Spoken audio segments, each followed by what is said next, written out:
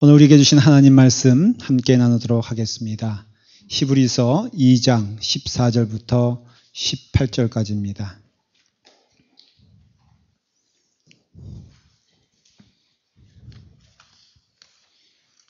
제가 가지고 있는 성경,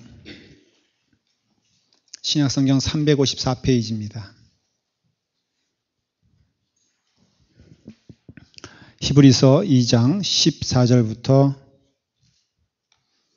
18절까지 찾으셨으면 우리 다 같이 함께 읽도록 하겠습니다. 하나님의 말씀입니다. 읽겠습니다.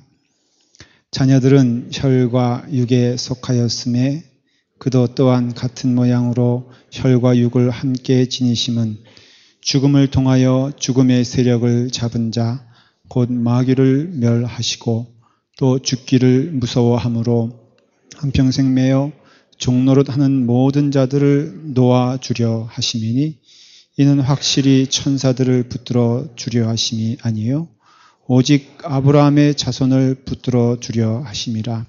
그러므로 그가 범사의 형제들과 같이 되심이 마땅하도다.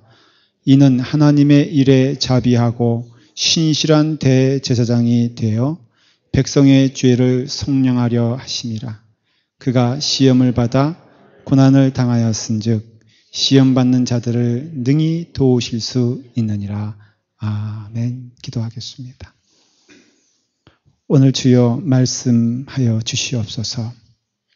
성령님을 통하여 하나님의 말씀 우리 가운데 임하게 하시고 그 말씀 임하실 때 우리의 마음 열어 주의 말씀 아멘으로 받을 수 있도록 인도하여 주시옵소서. 특별히 우리와 함께 하시는 하나님, 우리의 죄를 속량하신 예수 그리스도의 은혜, 그 은혜 가운데 늘 거하게 하여 주시옵소서. 늘 함께 하시는 예수님 감사하며 늘 우리의 삶을 통하여 주님께 영광 돌리는 삶 살게 하여 주시옵소서. 예수님의 이름으로 기도드리옵나이다. 아멘. 아멘.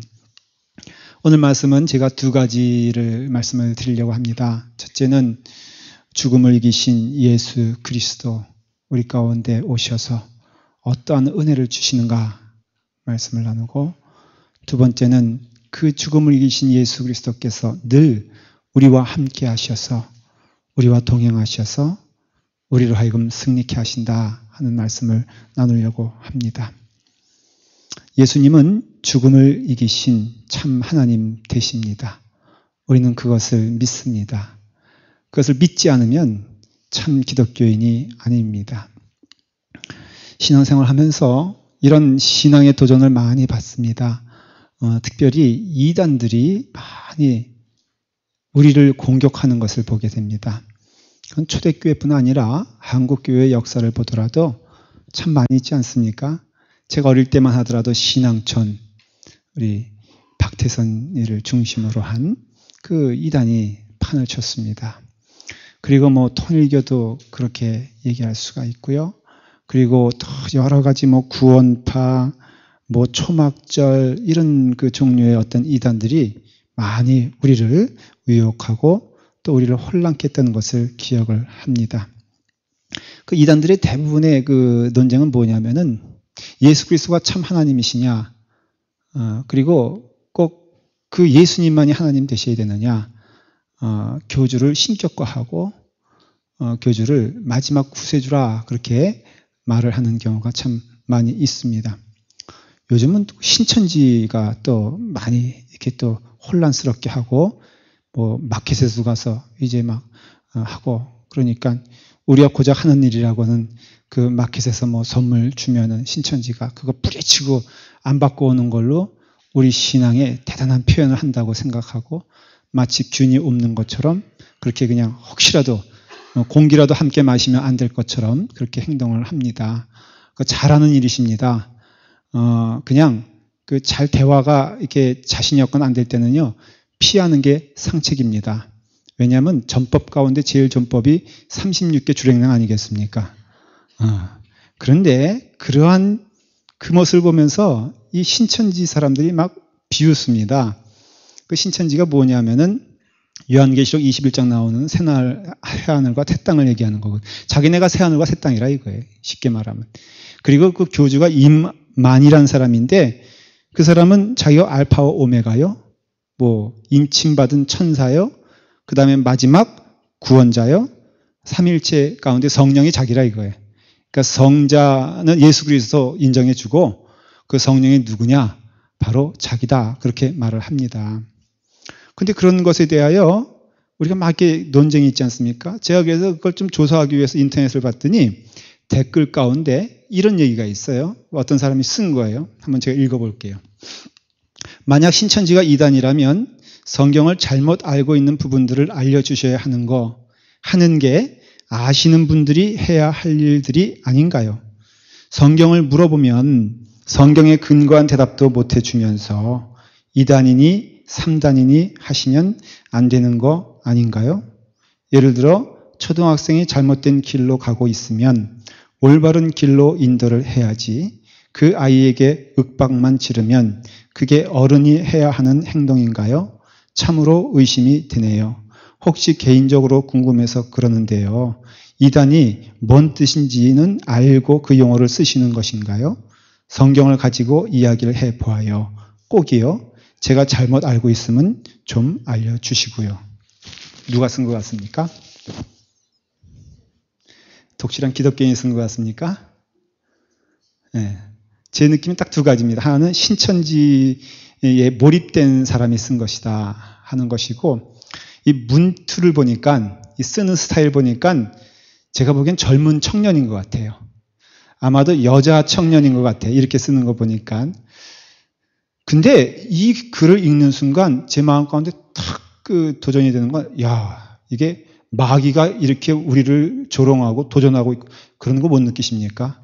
아니, 젊은 청년 아이가 이렇게 말하는 것이에요. 신천지가 이단이라면 성경을 잘못 알고 있는 부분들을 알려주셔야 되는 거 아닙니까? 맨날 이단이라 그러고 잘못됐다 그러는데 대체 당신들은 뭘 알고 있으며, 성경에서 우리는 성경을 들고 나갔는데 당신들이 알고 있는 성경은 뭐가 있습니까?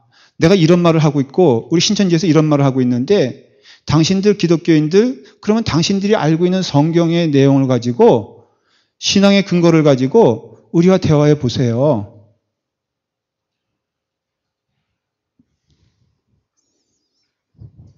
혹시 개인적으로 궁금해서 그러는데 이단이 뭔 뜻인지 알고 그 용어를 쓰시는 건가요? 초등학생이 잘못된 길을 가고 있으면 올바른 길로 인도를 해야지, 그 아이에게 윽박만 지르면 그게 어른이 해야 될 행동일까요? 마치 저에게 도전해오는 것처럼 그런 느낌을 받았어요. 그리고 여러분, 우리가 믿음 생활하면서 사탄은 반드시 우리를 공격할 때 말씀으로 공격합니다. 여러분, 말씀으로 우리를 도전합니다. 말씀으로 우리를 조롱합니다. 근데 우리가 하나님 말씀에 대하여 전혀 우리가 아무 대답을 할 수 없다면은, 여러분, 초등학생이 우리한테 그 신천지의 이론을 가지고 달려들 때 우리는 대적할 수가 없습니다. 이게 바로 이단의 문제거든요. 그러니까 초대교회 때부터 이런 이단의 문제는 굉장히 우리를 도전하고 우리 가운데 혼란을 줬어요. 이단 논쟁의 핵심은 예수 그리스도에 대해서인데 딱 두 가지입니다. 하나는 예수 그리스도가 참 하나님이시냐, 신성에 대한 것이고, 또 하나는 예수 그리스도는 참 인간이시냐, 인성에 대한 것입니다. 늘 이것입니다. 오늘 신천지도 똑같습니다. 그래서 말하는 것이 뭐냐면은 신성을 너무 강조하게 되고 예수 그리스도의 인성, 참 인간 되심을 부인하게 되면은 영지주의로 흐르게 됩니다. 초대교회 때 많이 어려움을 당했던 게 바로 이 부분입니다. 영지주의 문제. 그러니까 예수님은 하나님이신 거 인정을 한다. 그런데 어떻게 하나님이 추한 인간의 육신을 입고 올 수가 있느냐? 이것은 말이 되지 않는다. 그럼으로써 우리가 보고 있는 것은, 육신이라고 하는 것은 환상이지 결코 예수님께서는 십자가에 달려 돌아가신 적도 없고 하나님이 육신을 입고 올 수가 없다라는 것입니다. 근데 이것이 받아들여지게 되면요, 우리의 죄 문제는 결코 해결될 수가 없는 거예요. 왜냐? 참 인간만이 죄의 문제에서 응답을 줄 수가 있거든요. 죄를 진 인간의 입장에서 우리의 죄가 해결되려면은 그 인간이 제물되어야 되거든요. 그러니 예수님은 참 하나님이시지만 참 인간이 아니다 그러면은 우리의 죄의 문제와는 이게 연관이 없는, 관계가 없는 죄인을 구속하러 오신 대속자로서의 예수 그리스도는 없는 것이에요. 그리고 또 오늘날에는 거꾸로의 이단들이 판을 치게 됩니다. 그래서 예수님의 인성은 인정하는데 신성은 인정하지 않아요. 무슨 말이냐면 예수님 인간적으로는 참 좋으신 분이고 성자 가운데 한 분인 거 우리가 인정을 하자. 그분의 말씀 얼마나 주옥 같은 말씀이냐. 오리를 걷는 자에게 신리를 걷게 하고 가난한 자들에게 병든 자들에게 그 사랑을 나눠준 것은 얼마나 위대하냐. 근데 그분이 하나님이란 것은 우리가 인정할 수가 없다. 어떻게 인간이 하나님이 될 수가 있는가. 그러니 그 예수가 이 하나님이란 것은 우리가 말하지 말고 오직 인간인 거에 대해서만 강조를 하자. 그것이 바로 오늘날의 소위 말해서 포스트 모더니즘, 오늘날 사회에서 예수 그리스도에 대한 평가요. 또한 그것이 마치 좋은 신앙인 양 그렇게 권면하고 있는 것도 있다는 것이죠. 그러니까 성경을 통해서 우리가 깨닫게 되는 것은 예수 그리스도를 믿는 게 기독교인데 예수 그리스도를 믿는다면 누구를 믿는 것이냐? 참 하나님이신 예수 그리스도. 그러나 그분은 또 참 인간이신 예수 그리스도를 믿는 것이 우리 신앙의 고백이라 이거예요. 예수 그리스도만이 하나님이시고 육신을 입고 오신 오직 한 분만이 그 예수 그리스도만이 참 하나님 되신다는 것을 믿는 것이 우리 신앙의 고백이라는 것이죠. 히브리서에서도 그것을 아주 일목요연하게 말하고 있어요. 히브리서 1장은요. 참 하나님 되시는 예수 그리스도를 말하고 있습니다. 1장 5절에 보면은 너는 내 아들이다 라고 아주 분명하게 선포가 되어 있고요. 그 다음에 천사보다 높으신 그분 누구겠어요? 천사가 경배하는 그분 누구겠어요? 바로 하나님이신 예수 그리스도에 대하여 말하고 있거든요. 그리고 또 2장으로 넘어오게 되면은 우리가 그 큰 구원을 붙잡고 가자. 지난주에 말씀을 드렸는데 그 큰 구원이신 예수 그리스도는 바로 누구시냐면은 참 인간이신 예수 그리스도를 말하고 있다는 것을 성경을 통해서 알 수가 있습니다. 2장 6절에 보면요. 뭐라고 되어 있냐면은 그러나 누구에겐가 어디에서 증언하여 이르기를 사람이 무엇이기에 주께서 그를 생각하시며 인자가 무엇이기에 주께서 그를 돌보시나이까 그를 잠시 동안 천사보다 못하게 하시며 영광과 존귀로 관을 씌우셨다. 천사보다 못하게 하셨다. 잠시 동안. 그것은 뭘 말하냐면은 참 하나님이신 예수 그리스도께서 육신을 입고 오셔서 우리 눈으로 보기에는 천사보다 못한 존재로 만드셨다는 것이 누구겠어요? 참 인간이신 예수 그리스도를 말하고 있다는 것을 알 수가 있습니다. 9절 보면은 더 명확하게 말하고 있어요. 오직 우리가 천사들보다 잠시 동안 못하게 하심을 입은 자, 곧 죽음의 고난 받으심으로 말미암아 영광과 존귀로 관을 쓰신 예수를 보니 아주 명확하게 말하고 있지 않습니까? 천사들보다 잠시 못하게 하심을 받은 그 자 예수 그리스도시죠. 그리고 또 죽음의 고난. 여러분 죽음은요 오직 인간만이 경험할 수 있는 겁니다. 왜냐하면 죄의 결과여 산물이기 때문에 그렇습니다. 하나님은 결코 죽음을 맛보실 분이 아니에요. 그렇지 않습니까? 죽음은 오직 죄인만이 하나님의 죄의 선고의 결과로 어떻게 보면은 저주받은 인간만이 경험해야 되는 것이 죽음이라는 것입니다. 그런데 그 죽음을 누가 경험하셨어요? 바로 예수 그리스도께서 경험하셨어요. 예수 그리스도는 참 하나님이신 동시에 참 인간이신 것을 말하고 있는 것이에요. 그래서 예수 그리스도는요, 참 인간이십니다. 그래서 우리 가운데 고난 함께 하시고 십자가에 달려 돌아가신 것이고 죽으신 것이에요. 이것을 지금 말하고 있는 것이죠. 근데 오늘 본문인 히브리서 2장 14절부터 16절까지 보면은 예수님께서는 이 땅에 오신 목적을 두 가지로 아주 명확하게 말하고 첫째는 무엇이냐면은 마귀를 멸하시기 위하여 예수님 이 땅에 오셨어요. 두 번째는 우리를 놓아주시기 위함이에요. 제가 한번 다시 읽어볼게요.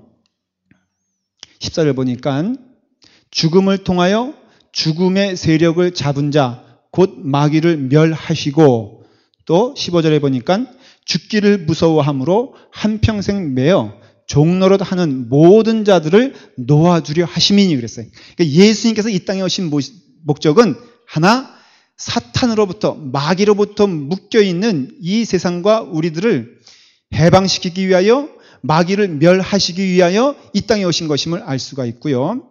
그 다음에 두 번째로는 우리를 그 사탄의 그 위협과 그 사탄의 계략에서 놓아주기 위해서, 그것이 그 계략이 무엇이냐? 죽음이라 하는 것입니다. 인간은 그렇기 때문에 죽음 앞에 있는 자들이기 때문에 우리의 삶은 늘 불안하고 두렵고 무섭습니다. 그래서 우리 인간은요, 늘 두려워하는 존재예요. 여러분, 성경에 보면은 근심, 염려, 두려움, 이런 단어들은 인간에게만 쓰여지는 것을 알 수가 있어요. 또 역설적으로 우리가 두려워하지 말라, 염려하지 말라, 근심하지 말라, 무서워하지 말라 하는 그 예수 그리스도의 말씀은 무엇을 뜻하냐면은 우리의 상태가 두려워하고 있고, 우리의 상태가 근심하고 있고, 우리의 상태가 염려가 많다라는 것을 알 수가 있어요. 어떤 때는 그래서 쓸데없는 걱정까지 우리는 마구 짊어지고 살아가고 있습니다. 예수님께서 누가복음 12장 25절에 또 너희 중에 누가 염려함으로 그 키를 한 자나 더할 수 있느냐. 이거 보니까 오늘날의 현대인의 모습을 떠오르지 않습니까? 여러분, 인간은요, 어떻게든지 한번 키 하나 늘려보려고 애를 쓰는 존재입니다. 거기에 목사도 해방되지 못해서 제가 한국에서 올 때 가장 귀한 선물 저에게 들고 온 게 키높이 구두 아니겠습니까? 그래서 그 욕망이 있잖아요. 키를 어떻게 하면 높여볼까? 어떻게 하면 성형을 해서 조금이라도 나아 보일까? 왜냐하면 만족스럽지 않으니까, 두려우니까 자기 자신에 대하여 늘 자기 자신에 대하여 포장하고 또 만들어보고 싶어하는 욕망이 우리 가운데 있는 것은 우리 가운데 죄성이 있다는 것을 말하는 것이에요. 그러니까 오죽하면은 거울 보면서 말이에요. 이제 예수 믿으면 그래서 그런 거 해방돼야 돼요. 저는 이렇게 거울을 보면서 한동안은 누구의 얼굴을 닮았으면 좋겠다 하는 생각을 꽤 한 적이 있어. 옛날부터 그런 소리를 못 들은 사람의 컴플렉스가 있지 않습니까? 그래서 장동건처럼 되었으면 좋겠다. 그 다음에 이병헌이처럼 됐으면 좋겠다. 키는 말고. 키는 장동건처럼 됐으면 좋겠고, 생긴 건 이병헌처럼 됐으면 좋겠다 하는 생각했어요. 그 다음에 제 거울을 보면서 또 옆에 있는 그 모습을 상상하면서 내게 있어서 함께 할 사람은 김희선이 같은 사람이 됐으면 좋겠다. 그 다음에 있잖아요. 그런 거? 그런 거 상상한 적이 있었는데, 예수 믿으니까요, 작으면 어때?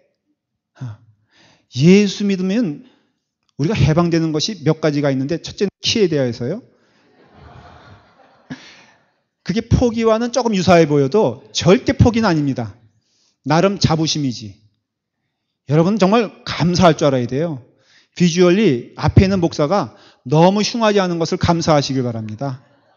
예, 다 그렇게 은혜 가운데 해방되잖아요. 근데 은혜 받지 못하면 염려하게 되고 두려움 갖게 되고, 그래서 늘 거기에 우리가 휩쓸려 사니까 예수님 말씀하신 게 뭐예요? 예수 믿으면, 예수 그리스도 은혜 가운데 영접하게 되면은 우리 마음 가운데 평화가 있고, 우리의 마음 가운데 소망이 생기고, 우리의 마음 가운데 하나님의 선물이신 넉넉하신 기쁨이 우리 가운데.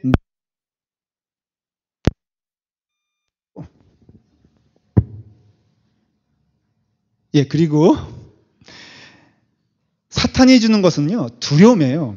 그래서 우리 히브리서 2장 10여 절에 보면요, 우리가 죽기를 무서워하는 존재라고 했어요. 그러니까 두려움의 마지막은 뭐냐면 죽음이거든요. 사탄이 우리를 공격하는 마지막 공격은 뭐냐면 죽음이에요. 그래서 죽음을 두려워하고 죽음에 대하여 근심하게 되고, 그리고 한평생 사탄의 종노릇 하는 그 매개체가 죽음을 통하여 우리를 종노릇 하게 한다라는 것이에요. 그렇기 때문에 여러분, 우리가 죽음을 향하여 나아가면 나갈수록 우리의 삶이 두렵고 근심이 되고 마음 가운데 어두움이 쌓일 수밖에 없는 것은, 이것에 대하여 사탄은 우리를 공격하고 우리를 속이기 때문이라는 것을 알 수가 있습니다. 예수님은 우리에게 빛을 주셨습니다. 그 빛 가운데 가장 광명한 빛은 무엇이냐면 죽음을 이기신 빛이에요. 여러분, 죽음을 이기셨기 때문에 14절에 보니까 죽음의 세력을 잡은 자, 곧 마귀를 멸하시고 죽음을 통하여서 죽음을 이기셨어요. 십자가에 달려 돌아가셨다는 것은 예수 그리스도 십자가를 통해서 죽지 않으셨습니까? 근데 그 죽으심으로써 예수 그리스도께서는 우리에게 주신 은혜가 무엇이냐면은 부활의 은혜와 능력을 주신 것이에요. 예수님이 만일 십자가로만 끝났다면은 거기서 우리는 예수님을 존경할 수 있어도 우리의 근본적인 두려움, 우리 가운데 있는 그 무서운 것들, 이러한 것에 대하여는 우리가 응답을 받을 수가 없습니다. 그러나 우리의 삶 가운데 예수 그리스도께서 죽음을 통하여 우리의 죄를 대속해 주셨을 뿐 아니라 우리를 의롭다고 만드시고 3일 만에 죽은 자 가운데서 부활하셔서 그 죽음의 영역은 사탄의 영역이 아니라 하나님의 손 안에 있으며 우리는 죽음을 통해서 오히려 영원한 나라를 가는 축복의 길임을 믿게 되고 그것을 예수 그리스도를 통하여 경험하기 때문에 결국은 우리는 죽음을 이기신 예수 그리스도의 은혜 가운데 우리도 죽음을 이기신 그 축복 가운데 들어가기 때문에 겁나고 두려울 게 없다라는 것이에요. 여러분, 여러분의 삶 가운데 만일 영원에 대한 문제, 죽음에 대한 문제가 여러분 가운데 응답이 있다면 여러분들은 지금처럼 살지 않을 것입니다. 담대하고 소망을 가지고 확신을 가지고 기쁨으로 사는 것도 축복이요, 내 삶이 마감되는 것도 하나님의 은혜 가운데 거함을 믿고 그것이 환상이나 자아도취가 아니라 오직 하나님께서 주시는 놀라운 능력 가운데 그 부활의 영광을 우리가 경험하게 되었을 때 여러분, 우리의 삶은 지금 온전하게 달라질 수 있음을 성경은 말하고 있어요. 불가능한 얘기가 아니고 환상적인 얘기가 아니고 오늘 이 땅에 살면서 우리가 누려야 될 가장 큰 즐거움과 축복은 무엇이냐면은 부활의 능력과 은혜가 우리 가운데 있어서 삶에 담대함이 생기는 것이에요. 마지막이라 할지라도 그것은 마지막이 아니니 내 삶에 무엇이 두렵겠어요? 사탄이 우리를 위협하고 우리를 두렵게 만드는 것이 이 마지막이라는 문제인데 이 마지막이 사탄의 것이 아니라 하나님의 영역이고 하나님께서 주관하시고 하나님께서 우리를 이끄신다고 하면 우리의 삶은 달라질 수가 있습니다. 고린도전서 15장 55절에 사망아 너의 이기는 것이 어디 있느냐? 사망아 너의 쏘는 것이 어디 있느냐? 사망에 쏘는 것은 죄요. 죄의 권능은 율법이라 그랬습니다. 여러분, 사망이 이기는 것은 없습니다. 예수 그리스도의 은혜 가운데 사는 자들은요, 죽음을 이기신 권세를 우리에게 허락하신 것임을 성경은 말하고 있는 것이에요. 고린도전서 15장 50절에 뭐라고 분명히 말하냐? 형제들아, 내가 이것을 말하노니 혈과 육은 하나님 나라를 유업으로 받을 수 없고 또한 썩은 것은 썩지 아니한 것을 유업으로 받을 수 없느니라. 나팔 소리가 나매 죽은 자들이 썩지 아니할 것으로 다시 살고 우리도 변화하리라 그랬습니다. 할렐루야. 여러분들의 삶은 고귀한 삶이 될 수밖에 없는 게 살아서도 하나님의 영광 가운데 있고 우리는 죽어서도 하나님의 영광 가운데 가는 것임을 믿으십시오. 이런 우리에게 사탄이 어떻게 우리를 집어삼킬 수 있냐라는 것이죠. 이 말씀을 이해하기 위해서는 고린도 교회를 좀 살펴볼 필요가 있습니다. 고린도 교회는 대표적으로 세상 근심이 많은 교회였어요. 정말 이 교회를 가만히 분석해 보면 우리 라팔마 교회는 천국인 줄 믿으시길 바랍니다. 천국인 줄 믿으시길 바랍니다. 네. 여기서 가장 안 좋은 일이 고린도 교회 가면요, 할렐루야, 가장 선한 일이 되는 게 고린도 교회 상황이에요. 제가 좀 살펴볼게요. 고린도 교회 시작은 교회 분쟁이라로 고린도전서가 시작이 됩니다. 1장 10절부터요. 보면은 너희 중에 분쟁이 없어 같은 마음과 같은 뜻으로 온전히 합하라. 아주 당부하고 있는데 나는 바울파요, 나는 게바파요, 나는 아볼로파요, 이것도 저것도 보기 싫다, 나는 예수파다. 이래가지고 교회에 파벌이 많았던 것을 볼 수가 있고요. 5장에 보면은 음행하는 자들이 교회에 있었음을 말하고 있고 6장에 보면은 성도들 간의 송사가 세상에 이런 것이죠. 우리 김 집사님이 오 집사님한테 한 1000불을 꿔줬어요. 너무 많다. 한 100불을 꿔줬어요. 근데 이 성도라는 이름으로 안 갖고 있거든. 그러니까 달라고 목사님한테 가서 목사님 좀 받아주세요. 목사님 말하기를 내가 그거 받는 자냐? 이러면서 딴소리하고 있으니 화가 나서 법원으로 갔다 이런 얘기예요. 그러니까 이런 이야기들이 지금 고린도 교회에 비일비재했다는 것을 알 수가 있습니다. 7장에는 결혼에 물러나는 생활, 8장에는 우상 숭배하는 고기 문제, 9장에는 또 사도직엔 논쟁이 있어가지고 바울, 네가 무슨 사도냐? 예수 믿는 사람들 잡아먹으려고 했던 너 아니냐? 그러니 또 구차하게 바울은 내가 사도직이라는 것에 대하여 또 변명하고 설명하는 것이 나옵니다. 10장에 보면 또 우상 숭배가 나오고요. 그러니까 이런 문제가 물밀듯이 밀려오는 교회가 고린도 교회. 여러분 잘 들으세요. 근데 고린도 교회를 향하여서 사도 바울이 처음에 예수 그리스도의 안에 있는 형제라 그러거든요. 그러니까 이게 형제인 거예요. 여러분 교회는요, 이런 곳이 형제요, 이런 곳이 자매인 곳입니다. 그렇기 때문에 교회는 이러한 어려운 문제, 이런 괴로운 문제 가운데 15장을 걸쳐서 15장에는 무엇을 말하냐면은 부활 신앙을 말해요. 그리고 그전에는 당연히 십자가 신앙을 말해요. 여러분 이런 문제들이 많이 있지만은 이런 문제 가운데 교회는 십자가 신앙, 그래서 나를 구원하여 주신 예수 그리스도만 바라보고 살아가자라는 것이고, 두 번째는 부활 신앙, 예수 그리스도께서 죽은 자 가운데 살아나신 것처럼 나도 살아나며 죽음이란 것은 내게 있어서는 천국을 향한 과정이지 나를 흔들 수도 없고 나를 두렵게 할 수도 없고 나를 쓰러뜨릴 수도 없다라는 것에 대하여 확신을 가지고 고린도 교회를 향하여 바울이 얘기하는 것이에요. 우리 이런 문제 있는 거 사실이다. 송사하는 문제, 서로 비방하는 문제, 서로 파가 갈리는 문제, 또 우상 숭배하는 문제, 여러 문제들이 있지만은 그러한 문제들을 녹일 수 있는, 그런 문제들을 하나같이 없다 할 수 있는 가장 핵심은 무엇이냐? 십자가 신앙과 부활 신앙으로 여러분들의 신앙을 단속하고 그 길로 가십시오. 우리 라팔마 교회를 향하여 주시는 말씀 같지 않습니까? 여러 가지 복잡한 문제가 있을 수 있고, 사실 그러나 그 십자가의 신앙으로 보면은 그게 뭐예요, 대체? 부활 신앙으로 보면은 그게 뭐예요? 그거 아무것도 아니잖아요? 그거 용납하지 못하고 어떻게 우리는 부활 신앙을 얘기할 수 있으며, 죽은 자 가운데 다시 살아나시는 그 죽음의 문제를 해결해 주신 예수 그리스도의 은혜가 우리 가운데 임한다고 말할 수 있겠어요? 작은 문제는 큰 문제로 인하여 덮어지고, 작은 것들은 큰 은혜로 인하여 없어짐을 저는 경험을 합니다. 작을 때야 그거 가지고 싸우는 거죠. 제가 이 양복을 한국에서 한두 개 새롭게 가져왔더니 우리 사역자들이요, 자꾸 만져봐. 아주 부담스러워 죽겠어. 목사님, 이건 얼마짜리예요? 감이 너무너무 좋네요. 나는 근데 이런 거 없어요. 그래가지고 구두는 얼마 주고 사셨어요? 특별히 그 부사역자 가운데 가장 제 밑에 있는 분이 그런 얘기를 많이 해요. 아주 힘들어요. 근데 제가 그런데 주냐 이거예요, 그거를. 안 주지. 제가 이거 100번 만져봐. 주나 안 주나? 안 줍니다. 제가 어떤 사람인데. 오늘 볼펜을 새로 선물 받았어요. 파카입니다.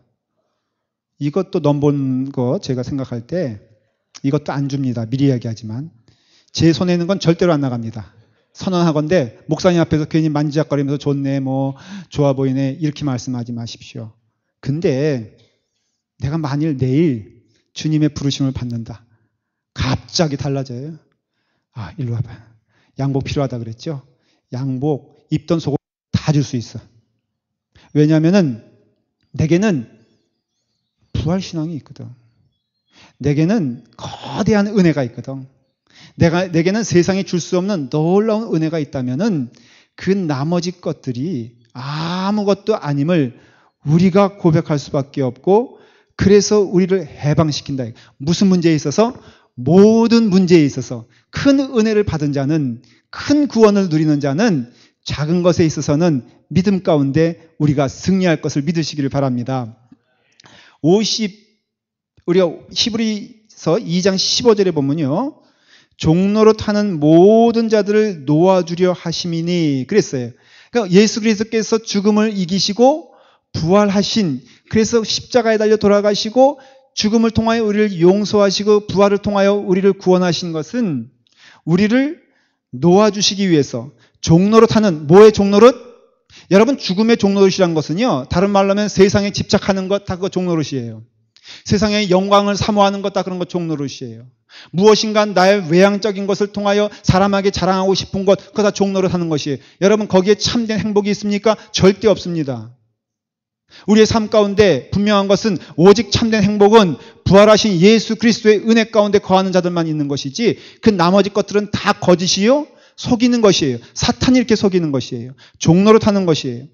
그런데 거기서 놓아주려 한다는 그 말은 원문에 놓아준다는 것은 무엇으로부터 해방된다 그러는 것입니다. 그것이 내게 있어서는 문제가 되지 않는 것이에요.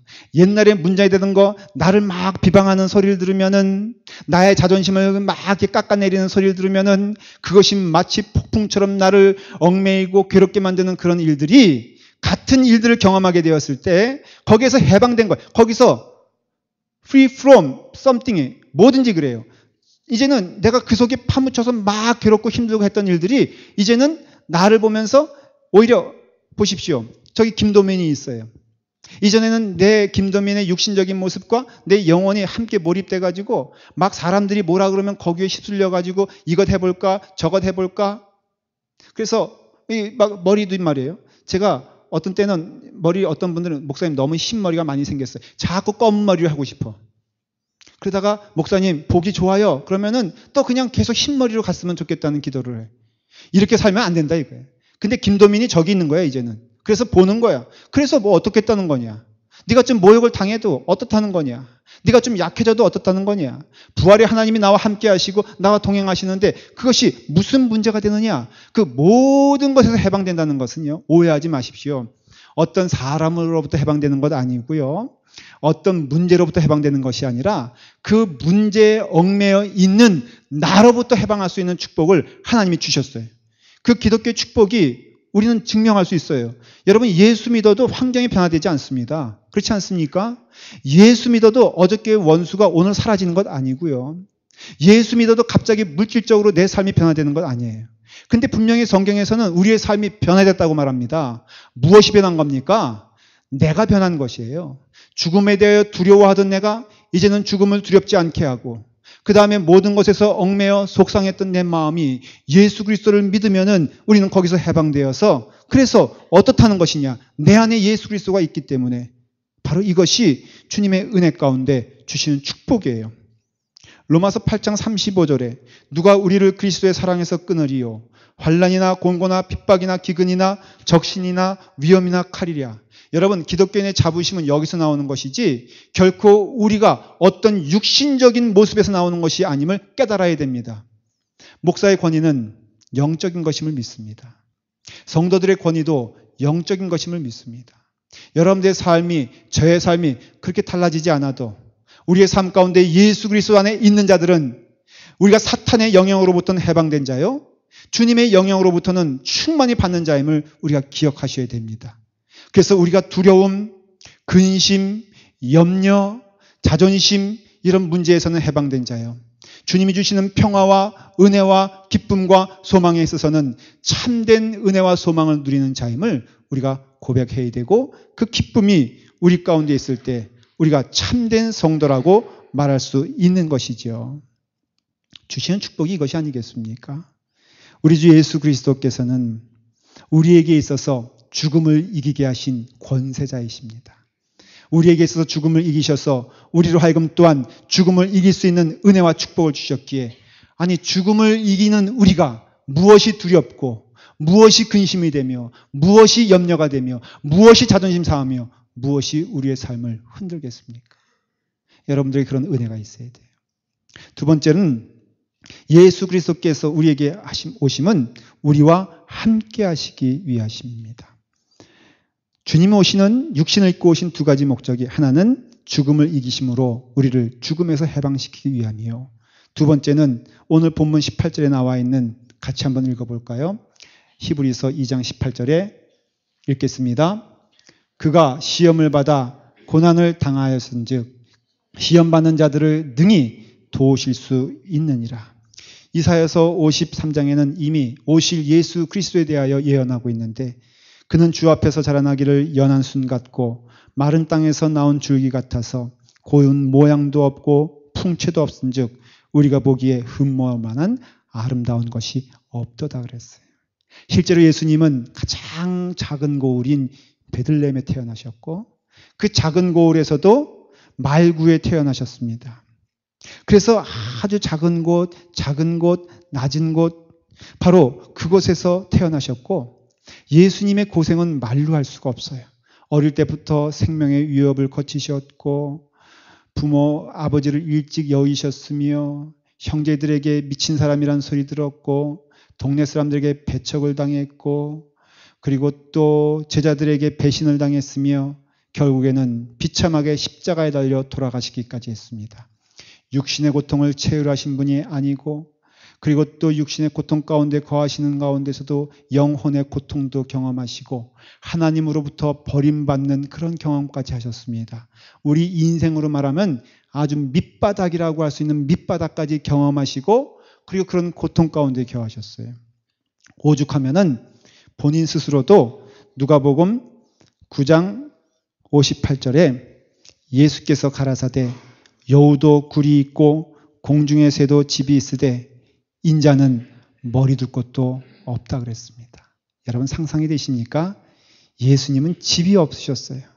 늘 하시는 게 노숙이었고, 물론 예루살렘에 오면은 예수님을 흠모하는 자들이 방을 제공하긴 했어도 평소에 예수님 가만한 삶을 살펴보면은 노숙을 밥 먹듯이 했던 것을 알 수가 있습니다. 여러분 노숙 한번 해보신 적 있으십니까? 제가 전도사 때 그 중고등부 아이들을 데리고 수련회 갔는데 한 번은 강가 체험이라 그래가지고 강가에서 하룻밤 자기로 약속을 했어요. 한 60명 되는 아이들을 데리고 강가로 갔는데 약속한 텐트가 없는 거예요. 교사 가운데 한 사람이 이걸 책임지기로 했는데 이 무책임한 교사가 그날이 오기까지 아무런 대비를 하고 오지 않다가 텐트가 없다는 거예요. 그게 오후 5시인데. 근데 배는 떠났어. 어쨌든 거기서 살아야 돼. 가져간 거라고는 담요 몇 장씩 가져갔어요. 애들 다 이제 담요 이렇게 해주고 했는데 제가 또 공교롭게도 그때 반팔을 입고 갔네. 야, 정말 이 표현으로 말하면 그런 표현 있잖아요. 떠는데 어떻게 떨어요? 사시나무 떤다는 것은 너무 품이 있는 얘기고 개 떨듯이 떤다. 사시나무 떠는 건 실감이 안 나. 뭐 바람에 날려 떠는 거 그게 뭐 실감이. 근데 개 떠는 거 보셨죠? 그 뒷다리를 말이에요. 그냥 1초에 그냥 수십 번 타닥타닥 하는 거 제가 경험해 봤어요. 정말 그 교사가요. 제가 거친 표현하면 살기를 느낄 정도로 추운데 한여름인데도요. 강가인데 너무너무 추워가지고 자보면 1분 잤어. 근데 몇 시간 간 것 같아. 야, 그 고통 생각하면서 제가 하루를 지내면서 이 말씀 읽으니까 예수님은요. 좀 표현이 그렇지만 예수님도 육신을 입고 오셨어. 어떻게 떨었겠어요? 예수님처럼 떨었겠어? 그 하나님이신 참 하나님이신 예수님께서 정말로 우리가 표현하기 어려운 그렇게 떠셨다 이거예요. 그렇게 고통을 당하셨다 이거예요. 그래서 우리의 어려움을 모르시는 분이 아니에요. 배신감 주님 앞에서 말씀하지 마세요. 어쩌면 이렇게 한 명도 남기지 않고 다 배신해. 뒤로 뒷주머니에 차가지고 돈 빼돌린 제자? 말할 것도 없죠. 이런 예수님이 이렇게 고통을 당하신 이유를 오늘 본문에서 그 이유를 말하고 있잖아요. 그가 시험을 받아 고난을 당하셨은즉 시험 받는 자들을 능히 도우실 수 있느니라 말씀하세요. 분명히 약속하신 것입니다. 사랑하는 여러분, 우리는 사람을 동정해도 그 아픔의 깊이를 우리는 이해하기 어렵습니다. 건강한 사람이 아픈 사람에게 참 아파서 어때요? 라고 말을 할 때 우리가 동정해 줄 수 있어도 그 깊이까지는 들어가지 못하나 예수님은 그 깊이까지 들어갔어요. 배신당한 사람에게 참 얼마나 마음이 쓰리겠어요. 우리는 그렇게 말할 뿐, 동정해 줄 뿐, 우리는 그 삶으로 들어가지 못하지만 예수님께서는 그 삶으로 들어갔어요. 왜냐하면은 그 분이 그것을 친히 경험하셨기 때문에 그래요. 그리고 참 하나님이신 그 예수님께서 말씀하시기를 나도 그와 같은 어려움과 나도 그와 같은 고통과 오히려 너희들보다 더 십자가에 달려 죽는 손이 찢기는 하나님께 버림받는 그런 고통과 어려움 가운데 있었다. 내가 이렇게 있었던 이유는 무엇이냐? 오직 하나, 고통당하는 너를 위해서 이렇게 있었느니라. 여러분, 이런 위로가 어디 있습니까? 여러분, 예수 그리스도를 참되게 믿으면요, 여러분의 삶 가운데는 더 이상의 위로가 필요 없는 이유가 바로 그분이 참 하나님 되시기 때문에 그렇습니다. 근데 그 하나님께서 뭐라고 말씀하세요? 마태복음 11장 28절에 수고하고 무거운 짐진 자들아 다 내게로 오라. 내가 너희를 쉬게 하리라 그랬어요. 어떤 분이 이것을 다르게 번역을 하시더라고요. 병 있는 자들아 다 내게로 오라. 내가 너희를 쉬게 하리라. 엿장수 올림 그랬어요. 여기는 지금 못 알아들었고 저긴 좀 알아들었어요. 엿장수는 늘 병 있는 자를 찾아다니면서 병 있는 사람은 다 내게로 오시오. 내가 여러분들의 무게를 줄여드리겠습니다라고 얘기 지금 설명을 하니까 앞에 있는 이고든 장로님이 웃으셨어요. 여러분 이와 같이 수고하고 무거운 짐진 자들아 다 내게로 오란 말씀하세요. 여러분 왜 무거운 짐을 자꾸 자기가 가지고 있는 것입니까? 예수 그리스도를 믿었다고 하면서 왜 그렇게 무겁게 사는 겁니까? 왜 그리고 억압된 것이 많습니까? 왜 서러운 것이 많습니까? 왜 근심이 많습니까? 이것은 내 환경이 악해서도 아니고 하나님의 손이 짧아서도 아니고 구원에 있어서 내가 조금 느리기 때문이 아니라 여러분 그 모든 것을 주님께 맡겨놓으십시오. 죽음에 대해서 근심에 대하여 여러분 맡기시길 바랍니다. 우리가 가야 될 나라에 대해서 분명히 주님께서 약속하고 있지 않습니까?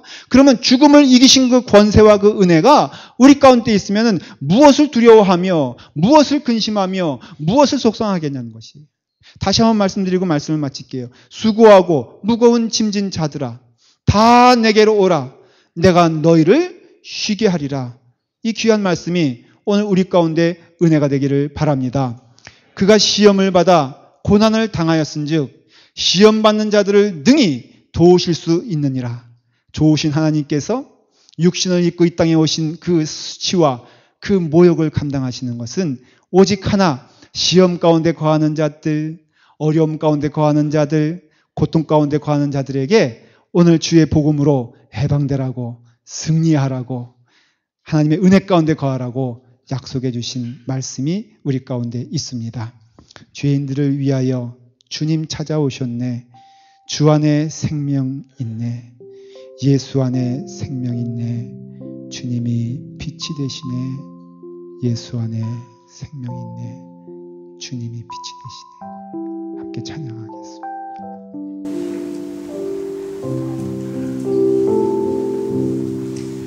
죄